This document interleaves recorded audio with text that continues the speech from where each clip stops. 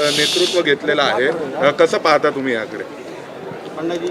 मला अतिशय आनंद आहे की इंडिया AI समिटमध्ये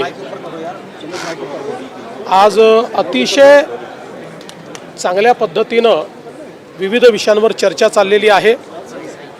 देशाचे पंतप्रधान माननीय नरेंद्र मोदीजी यांच्या नेतृत्वात ग्लोबल लीडर्सनी भारतामध्ये येऊन AIवर इतक्या चांगल्या पद्धतीनं डेलिब्रेट करावं आणि भारताने देखील AIच्या क्षेत्रात जी शक्ती उभी केली आहे ती शोकेस करणं हे मला असं वाटतं अत्यंत महत्त्वाचं आहे।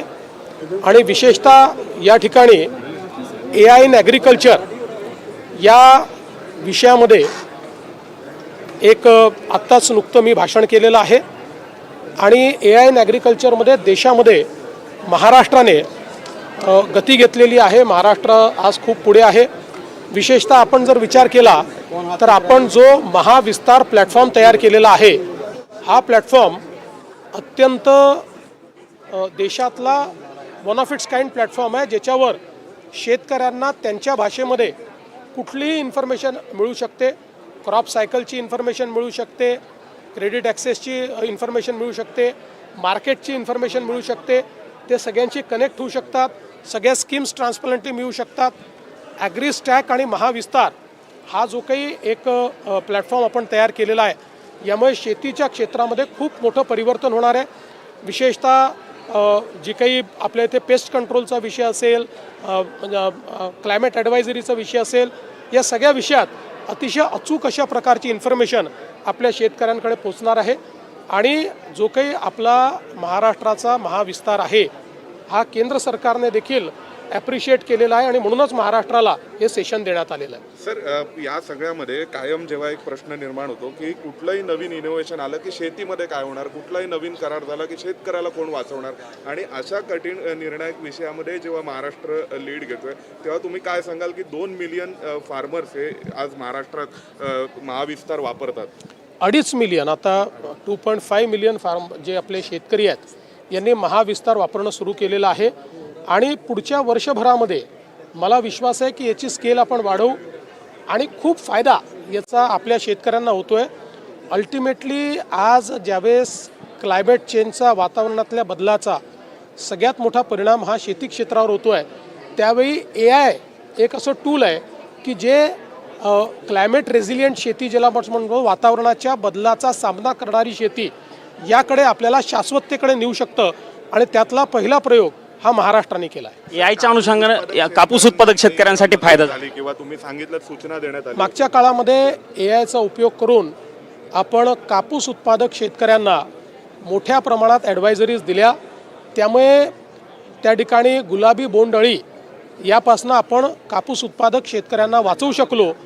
अन्यथा आपण बघितलं आहे 2017 साली संपूर्ण कापसाचं जे काही पीक आहे हे गुलाबी बोंडअळीने आपल्याकडे नष्ट झालं होतं, पण आता ते सोपं झालं आहे, ॲडवायझरी देणंही सोपं झालं आहे आणि शेतकरी त्याच्यावर कामही करत आहेत। मोठ्या प्रमाणात फायदा होईल म्हणायचं या सगळ्याचा, देशातील सगळ्या शेतकऱ्यांना याचा सगळा फायदा होईल। मला असं वाटतं की हे जे मॉडेल आहे हे सगळे राज्य या ठिकाणी फॉलो करतील आणि देशाचंही मॉडेल तयार होतं आहे। अल्टिमेटली आज आपल्या देशामध्ये वेगवेगळे राज्य जे चांगलं करतात, केंद्र सरकार जे चांगलं करतं, अशा सगळ्या गोष्टी या आपण एकमेकाला शेअर केल्या पाहिजेत आणि त्याला एका स्केलवर नेलं पाहिजे। यात सगळ्यात महत्त्वाची गोष्ट काय आहे तर ते आहे की डिजिटल पब्लिक इन्फ्रास्ट्रक्चर तयार करणे। जसं आता महाराष्ट्रात आमचा पुढचा प्रयत्न आहे की ट्रेसेबिलिटीचं डिजिटल पब्लिक इन्फ्रास्ट्रक्चर, म्हणजे महाराष्ट्रातलं कुठलंही उत्पादन जे आहे हे त्या ठिकाणी त्याच्यात काय वापरलेलं आहे, ते कुठे तयार झालेलं आहे, त्याच्यामध्ये किती केमिकल आहे किंवा नाही, अशा प्रत्येक गोष्टीची ट्रेसेबिलिटी आली पाहिजे। याकरता डिजिटल पब्लिक इन्फ्रास्ट्रक्चर आपण तयार करतो आहे, कारण ते जर आपण तयार करू शकलो तर जगाची बाजारपेठ ही आपल्याकरता ओपन होईल। महाराष्ट्रामध्ये खूप 4 कृषी विद्यापीठ आहेत, त्या कृषी विद्यापीठांचा काही फायदा किंवा त्यांची मदत या सगळ्यामध्ये घेतली जाऊ शकते का? इंडस्ट्रीची मदत कशा प्रकारे घेतली जाणार? मला असं वाटतं की कृषी विद्यापीठं आता अतिशय चांगलं काम करतायत आणि या सगळ्या गोष्टीचा भाग हा कृषी विद्यापीठांना आपण केलेला आहे। कृषी विद्यापीठ या सगळ्या प्लॅटफॉर्म्सवर आपल्यासोबत जुडले आहेत। जी काही ॲडवायझरी द्यायची आहे त्यामध्ये त्यांची एक महत्त्वाची मदत होते आणि मला असं वाटतं की हळूहळू जो काही आपला इंडस्ट्रीचा सेक्टर आहे हा सेक्टरही आता याच्याशी जुळतो आहे. सर याच्यामध्ये बँकिंग सिस्टीमचं इंटिग्रेशन करण्यासंदर्भातही काही विचार सुरू आहे का? 100% सुरू आहे. आज आपण जो काही ॲग्रीस्टॅक तयार केलेला आहे, ॲग्रीस्टॅक आणि महाविस्तार ह्या 2 गोष्टी जुडल्यानंतर कंप्लीट बँकिंग जी काही सिस्टीम आहे ती पण याच्यावर आपल्याला आणता येईल. सर एक शेवटचा प्रश्न, टीका होतो खूप मोठ्या प्रमाणावरती AI वरती. आज AI समिटला इव्हेंट म्हटलं, काँग्रेसने खूप टीका केली आहे एका डिफेक्टला पकडून, फॉल्टला.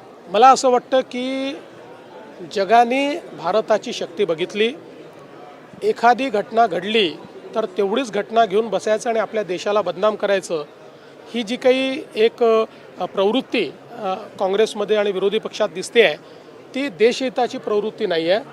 किंबहुना त्यांनी जर हे बघितलं की जगातले हुज हू AI करता भारतात येतात आणि या ठिकाणी भारताने AI मध्ये केलेलं जे काम आहे या कामाची प्रशंसा करतात, हे महत्त्वाचं आहे. सर शेवटचा प्रश्न आहे, टेक्नॉलॉजीची सुरुवात आहे असं म्हणतात का देशाकडे जाणार आहे? बोलतात तुम्ही कसं पाहताय? राहुल गांधी सुद्धा या मुद्द्यावरती ट्विट नाही, करतात. मला असं वाटतं की अनेक वेळा जिथे ह्युमन इंटेलिजन्स निग्लिजिबल असतो त्या ठिकाणी ह्युमन इंटेलिजन्सला सपोर्ट करण्याकरता देखील AIचा वापर होऊ शकतो. त्यामुळे राहुल गांधींनी रिस्पॉन्सिबल AIचा वापर केला तर ते असं बोलणार नाहीत.